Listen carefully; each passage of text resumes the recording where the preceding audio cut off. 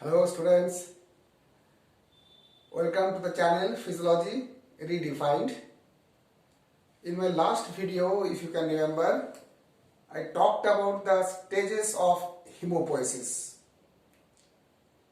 And as you know now, that hemopoiesis is the physiological process by which different blood cells are getting developed within the body. And that is the site of the hemopoiesis in the adult human beings. It is exclusively the bone marrow of the bones, long bones. Now, in this video, I will explain the process of the hemopoiesis, the general outline of the basic process of the hemopoiesis. That is how the blood cells are developed, are formed, are differentiated from the bone marrow and comes into the circulation. So please keep watching this video till the end. And I hope that once you watch this video, the concept regarding the hemopoiesis will be very much clear. So let us talk about the hemopoiesis, the general outline. Now the monophyletic theory is the widely accepted theory for the hemopoiesis process. Monophyletic theory. That means all the cells in the blood, all the cells present in the blood, they are developed from a single mother cell that is present in the bone marrow of the bone. So all the cells, blood cells, are developed or differentiated or originated from a single mother cell. And what is that cell? That cell has got the capacity to develop or to differentiate into the multiple varied category of the blood cells. So from a single cell, multiple blood cells, RBCs or erythrocytes, all the WBCs or leukocytes and the platelets or thrombocytes are getting differentiated from a single cell, and that is why that cell is known as the pluripotent stem cell. Pluripotent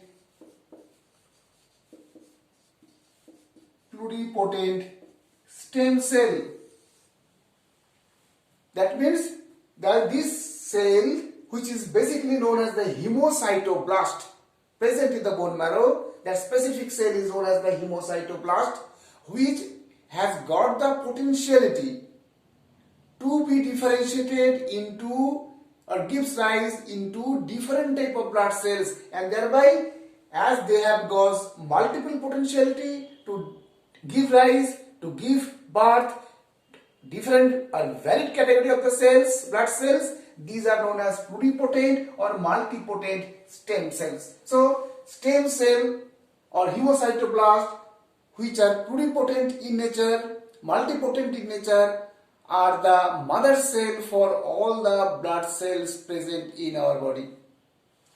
Now this hemocytoblast, this is differentiated into two categories of the stem cells. So this hemocytoblast is differentiated by the mitosis divisions, by the multiple time divisions. They ultimately give rise two type of stem cells. One is known as the myeloid stem cell and another is known as the lymphoid stem cell. Now this myeloid stem cell, these are also again multipotent. These can be developed or differentiated into multiple type of cells, and thereby these are again the pluripotent stem cells, the type of pluripotent stem cells or multipotent stem cells. Whereas the lymphoid stem cells, they gives rise only the lymphocyte, and thereby they are the unipotent stem cell. So this hemocytoblast gives birth two types of cells. One is unipotent, that is known as lymphoid stem cell, that gives rise lymphocytes. Whereas the another category is the multipotent in nature, which is known as myeloid stem cell, and these stem cells can be differentiated into different type of cells which are collectively known as the progenitor cell. That means stem cell from the stem cell, progenitor cells are differentiated after few divisions. The stem cells are differentiated into progenitor cells. So what are these progenitor cells? The first category of the progenitor cells in case of myeloid stem cell, that means myeloid stem cells gives rise three types of the progenitor cells. First one is known as the CFU of E series, erythrocyte series. So colony forming unit. Why colony forming unit? Because these myeloid stem cell, they are differentiated into a clone of cells. They differentiated into different category of the clone of cells. As they differentiate into clone of cells, these are known as the colony forming unit. So some colony forming unit gives birth the erythrocytes, and thereby they are known as CFU of E series. Some colony forming unit, some colonies developed from the myeloid stem cells, they are differentiated into granulocytes and the monocytes, and they are collectively known as the CFU GM series. And third category of the progenitor cell is known as CFU megakaryocytes. So that means these are some other colony forming unit are responsible for giving birth of megakaryocytes or the platelets or thrombocytes. So three category of the progenitor cells are developed from the myeloid stem cells: CFU of E series, CFU GM series, and CFU megakaryocyte series. Now one by one what's happened? The CFU of E series, this is further differentiated into erythroblast cells.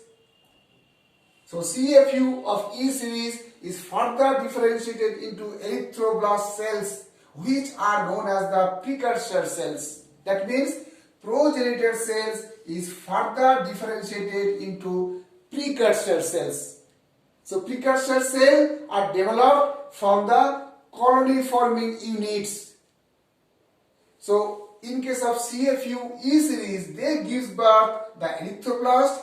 Erythroblast is further differentiated into through the series of precursor cells. They further differentiated into mature erythrocytes, and this is the process which I will discuss in next video while discussing the details of the erythropoiesis process. So erythroblast cells, that is the precursor cell, they undergoes further differentiation to give rise a series of precursor cells, which ultimately differentiated into erythrocytes, that is the mature cells. One type of mature blood cells. Second type of colony forming unit, that is GM series, G for granulocytes, M for monocytes.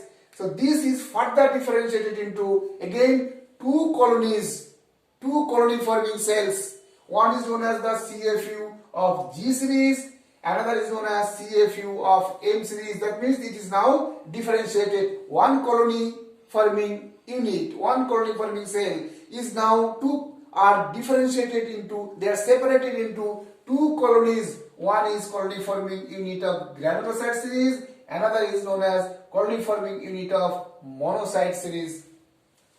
Now the CFU of granulocyte series, they are differentiated into three granulocytes. First one is CFU of granulocyte series, that is basically the neutrophil series.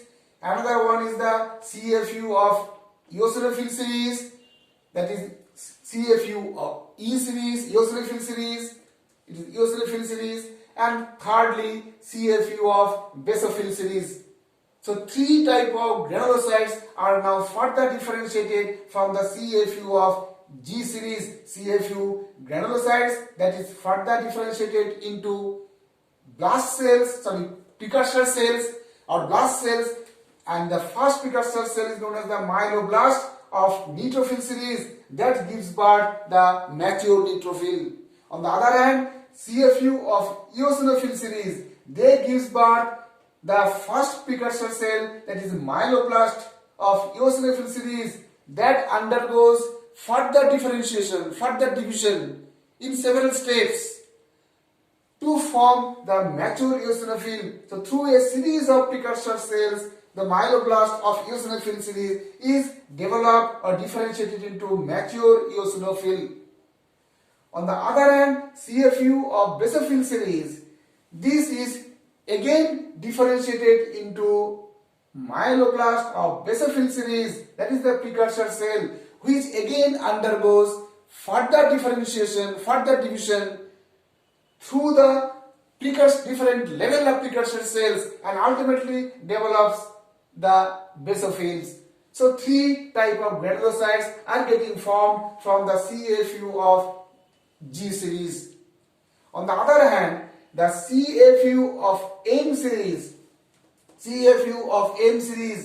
that is of monocytes, this is differentiated into the monoblast,